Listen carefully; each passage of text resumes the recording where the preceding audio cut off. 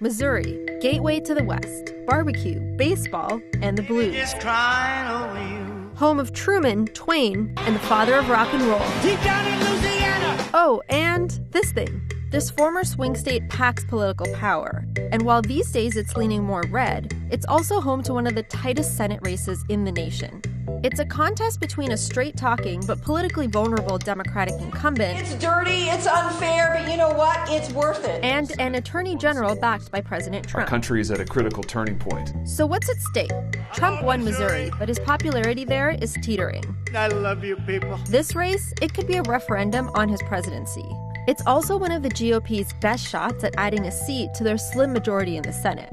So who are the candidates? Claire McCaskill, the Democrat. When I think it's the right thing for Missouri, I go after it. She was elected to the state house in 1982 and became the first female prosecutor for a large county in Missouri. McCaskill is known as a moderate Democrat who says she isn't afraid to buck the party line. I could care less what the National Party thinks or what they're doing. She's also one of the wealthiest sitting senators in Congress.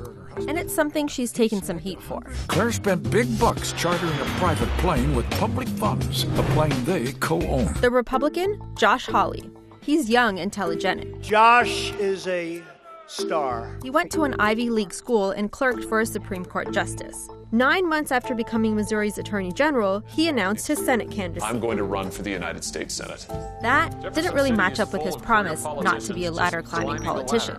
Using one office to get another. Also, his short time as Attorney General has been characterized by chaotic management and high costs for taxpayers.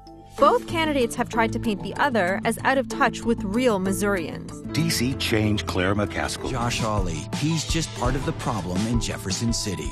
So what about the issues?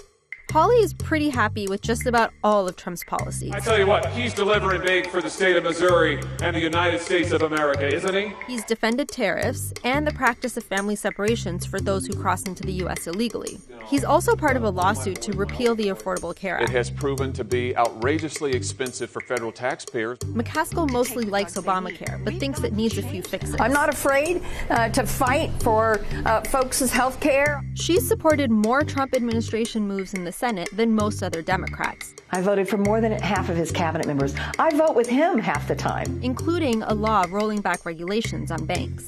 But she voted against both of Trump's Supreme Court picks. And the polls, the margins are razor thin. So the Show Me State, they'll be showing the nation just where they stand on November 6th. Jefferson City's our capital. We're always thinking rational. If you love to love life, then you and Missouri are compatible. The fun is unimaginable. The feeling here is radical.